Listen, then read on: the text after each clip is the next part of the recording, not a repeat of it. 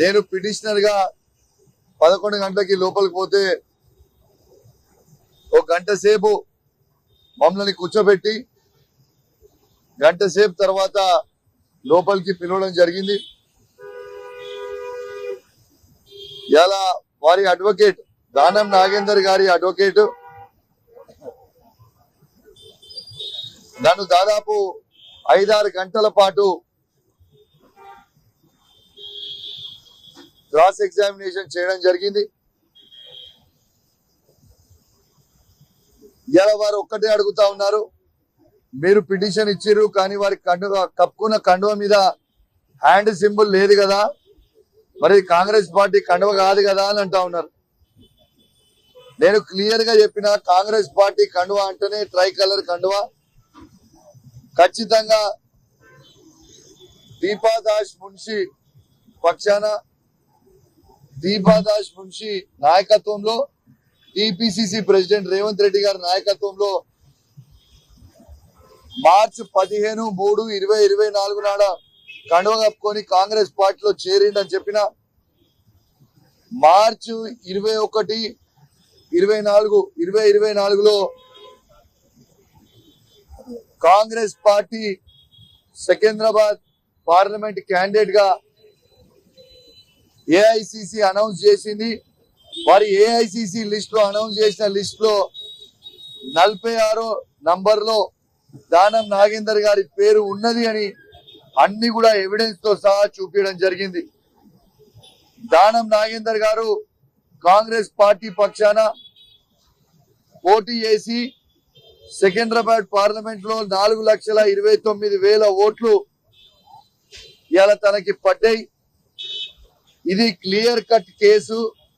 ఖచ్చితంగా మీరు దానం నాగేందర్ గారిని వెంటనే డిస్క్వాలిఫై చేయాలి అని వాళ్ళు అడిగిన ప్రతి క్వశ్చన్ లో కూడా నేను జవాబు చెప్పడం జరిగింది. నాకు పూర్తి నమ్మకం విశ్వాసం ఉన్నది, ఖచ్చితంగా స్పీకర్ గారు దానం నాగేందర్ గారిని డిస్క్వాలిఫై చేస్తారని. దీనికంటే క్లియర్ కట్ కేసు ఇంకెక్కడ ఉండదని విజ్ఞప్తి చేస్తా ఉన్నాను.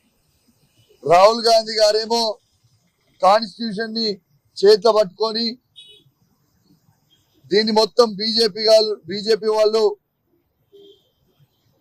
మొత్తం తుంగలకి దొక్కుతా ఉన్నారు అని రాహుల్ గాంధీ గారు ఆరోపణ చేస్తా ఉంటారు. మరి ఇవాళ రేవంత్ రెడ్డి గారు ఇక్కడ ఏమి చేస్తున్నారని అడుగుతా ఉన్నాను. బీఆర్ఎస్ పార్టీ నుంచి కాంగ్రెస్ పార్టీలో చేరి కాంగ్రెస్ పార్టీ కండువలు కప్పుకొని మొన్న మున్సిపల్ ఎన్నికల్లో కూడా కాంగ్రెస్ పార్టీ తరఫున ప్రచారం చేసి బీఫామ్లు ఇచ్చి ఇంకా మేము లేము అని చెప్పడం అనేది సిగ్గుచేటు అని చెప్పి సందర్భంగా తెలియజేస్తా ఉన్నాను. ఖచ్చితంగా న్యాయం గెలుస్తుంది. ఖచ్చితంగా ఖైరతాబాద్ లో బై ఎలక్షన్ రాబోతా ఉన్నదని చెప్పి సందర్భంగా తెలియజేస్తా ఉన్నాను. ఎవరు అవునన్నా కాదన్నా ఖచ్చితంగా దానం నాగేందర్ గారు మాత్రం డిస్క్వాలిఫై అవుడు పక్కా అని చెప్పి సందర్భంగా తెలియజేస్తా ఉన్నాను. నేను దయచేసి స్పీకర్ గారిని కూడా కోరుతా ఉన్నాను, రాజ్యాంగాన్ని కాపాడండి. ఎందుకంటే మనం వచ్చే జనరేషన్ కి ఏం మెసేజ్ పంపుతున్నామని చెప్తా ఉన్నాను. ఇలా డిస్క్వాలిఫై చేయకపోతే ఇలా ఏం మెసేజ్ పంపుతా ఉన్నామని చెప్తా ఉన్నాను. ఆనాడు బీఆర్ఎస్ పార్టీ అధికారంలో ఉన్ననాడు రేవంత్ రెడ్డి గారు పిసిసి ప్రెసిడెంట్ గా ఉన్ననాడు రేవంత్ రెడ్డి గారే స్వయంగా స్టేట్మెంట్ ఇచ్చిండ్రు. ఏమని ఇచ్చిండ్రు? రాళ్లతోని కొట్టి పార్టీ మారిన వాళ్ళని రాళ్లతోని కొట్టి చంపండి అని చెప్పిండు ఆ రోజు. మరి ఆ రోజు రేవంత్ రెడ్డి గారు చెప్పిన మాటకి ఈ రోజు రేవంత్ రెడ్డి గారు ఏం చేస్తున్నారని నేను అడుగుతా ఉన్నాను. మరి బీఆర్ఎస్ పార్టీ నుంచి చేర్చుకున్న 10 మంది ఎమ్మెల్యేలని మరి ఎందుకు రాళ్లతోని కొట్టి చంపుతలేవు రేవంత్ రెడ్డి గారు అని నేను అడుగుతా ఉన్నాను. ఖచ్చితంగా దానం నాగేందర్ గారిని డిస్క్వాలిఫై అవుడు పక్కా, ఖైరతాబాద్ లో బై ఎలక్షన్స్ వచ్చుడు పక్కా అని చెప్పి సందర్భంగా తెలియజేస్తూ మరి అడిగిన క్వశ్చనే వాళ్ళు తిప్పి అడుగుతా ఉన్నారు. ఎన్ని తిప్పి అడిగినా కూడా అన్ని వాళ్ళు జాయిన్ అయిన ఎవిడెన్స్లు, వాళ్ళు కండువ కప్పుకున్నది evidence, video clippings evidence, media video clipping evidence, ఇలా ఏఐసిసి లిస్టు అనౌన్స్ చేసింది ఎవిడెన్స్, ఇలా ప్రతిదీ ఎవిడెన్స్ అనేది వాళ్ళకి సబ్మిట్ చేయడం జరిగింది. ఇక ఖచ్చితంగా డిస్క్వాలిఫై అవుతాడని చెప్పి సందర్భంగా తెలియజేస్తూ, మరి ఎంత దారుణంగా రేవంత్ రెడ్డి గారు నడుపుతున్న అసెంబ్లీ అంటే, ఆ ఎన్నిక మీరు చూసే బోర్డు అక్కడ తెలంగాణ లెజిస్లేటివ్ అసెంబ్లీ అని బోర్డు పెడతాడు.